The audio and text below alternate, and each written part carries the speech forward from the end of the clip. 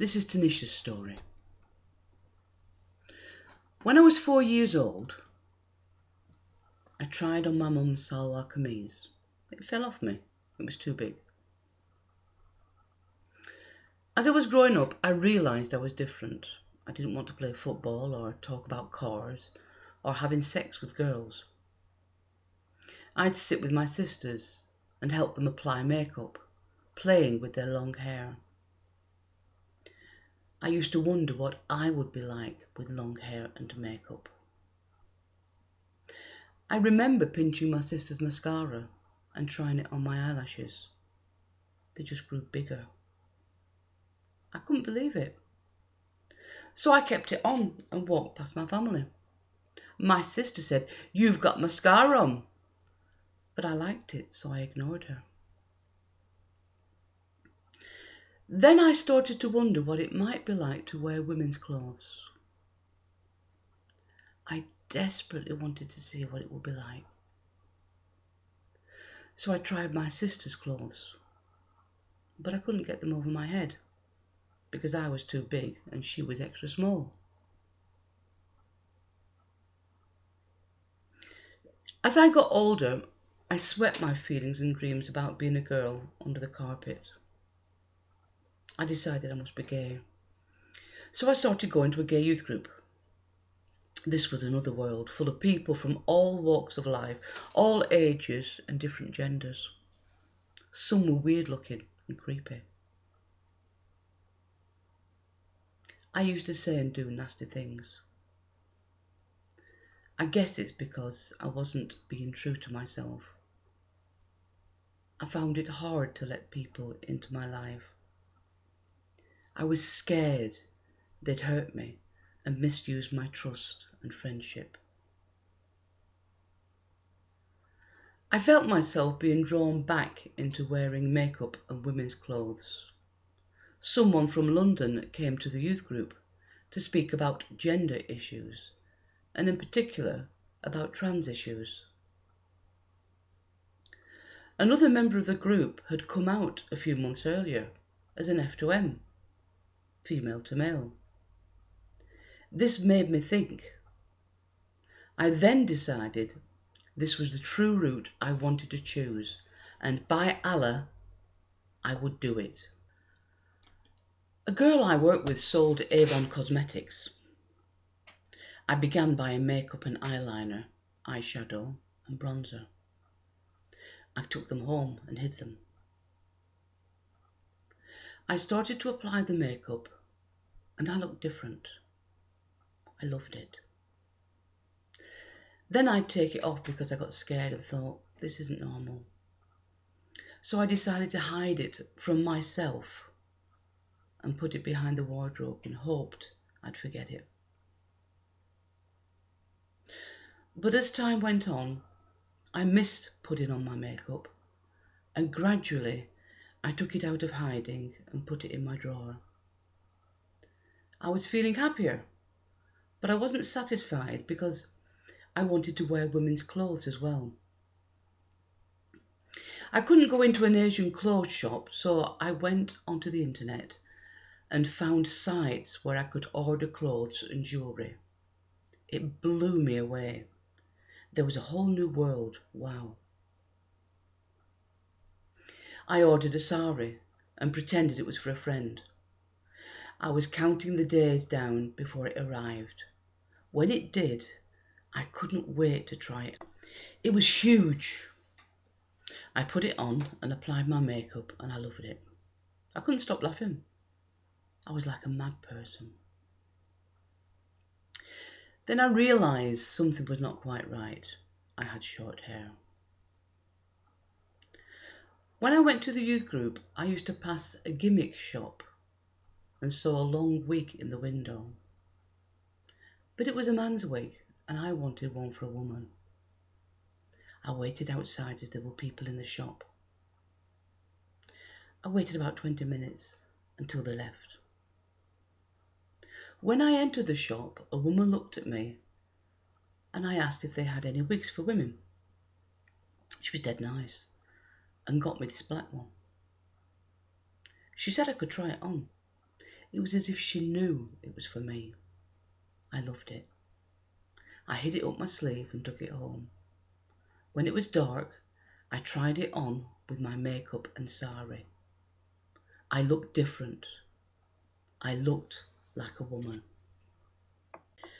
I knew I was still a man, but I'd always behaved like a girl. My body language, my attitude, my looks. I can pout for England. But still, wearing the wig, makeup and sari made me feel complete. I learnt about a club in Manchester, and a couple of months later my friends arranged to take me. I decided to doll up. Was the world ready for me? Was I ready for them? In my leopard print miniskirt, gold heels, black tights, and a huge funeral hat, yes, I had no fashion sense. I walked out of the hotel shaking. I was so nervous. As I walked down the road, people were nice to me. They thought I was a woman. I loved it so much. Could this really be me? From that day on, I started buying more women's clothes, wigs, and makeup. I decided not to hide them from myself ever again. I started to pack them in my case, and every night I'd take them out to look at, to see if they were okay. Perhaps people would think I was balmy and get the man in white suits to come and take me away. I didn't care. I was happy. I began to develop a sense of fashion. Gone were the days of the funeral hat and miniskirt. It was salwar kameez and saris for me now. At the same time, I didn't let people get close to me. I pushed them away. I was frightened someone would ruin my dream, so I was nasty and bitchy. Life was a huge blur. I know I'm a nice person, but I was scared. Then all that changed. I started to let people in. From that day on, my world changed forever. I'd been away on a residential weekend with the gay youth group. The real me began to come out. The more I wanted to be a woman, the more vulnerable I allowed myself to be. Those same people I had thought of as freaks and ugly became nice, caring, and supportive. I was letting them in. No, that's a lie. The barriers I had built to shield myself were broken. Life was becoming so less complicated. One night we were lying on the grass looking up at the stars. I named my star. It wasn't alone, but in the middle of other stars. It was no longer protected by a false shield, but by my new friends. Then I thought, that's not a star, it's me. As the weekend drew to a close, we were all going home. I didn't want to go home. I didn't want to be Cinderella, who only had until midnight to be herself. I wanted to be me forever. When I got home, I became depressed and suicidal. I took some pills and started to self-harm. My sister-in-law came into my room and offered to clean up for me. I went downstairs but realised I'd left my wig in a bag on the bed. She opened it and got the shock of her life. She screamed.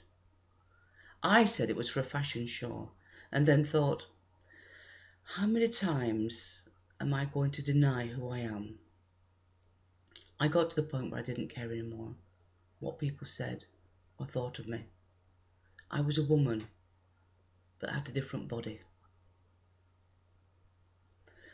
The following weekend, I was invited to a hijra night in Bradford. The idea was that, for a laugh, men could dress up and dance as women. Of course, I got dressed up. My cousin was going to be there, but she didn't know I was coming and had a surprise when she saw me. She was shocked but in a nice way. Her eyes were telling me it was okay. After these 2 weekends, I decided I had to leave home. I couldn't continue to pretend to be something I wasn't. I decided I had to go forward or I would be leaving in a body bag. With support, I found a flat and arranged for my friend to come to my house late at night to pick up my clothes, which I had put into black plastic bags. I began to push the bags through the window. It was so comical. The bags wouldn't go through the window, so I had to push and push. It was as if I was being born. I didn't sleep a wink that night. I wrote a long letter to my younger sister, explaining who I was and why I couldn't stay at home any longer. As I was leaving, my little niece stared at me as if she knew she'd never see me again. When I arrived at my flat, I opened my suitcase and unpacked all my things. I hung them in the wardrobe. I can't explain or describe the feeling I had. It was like, finally, after keeping myself hidden for 18 years, I had come out and was alive. I was the person I was born to be. Later, my best friend rang and said he'd seen my cousin, the one who was at the Hijra party. He told her I'd left home. Now it was my turn to be shocked.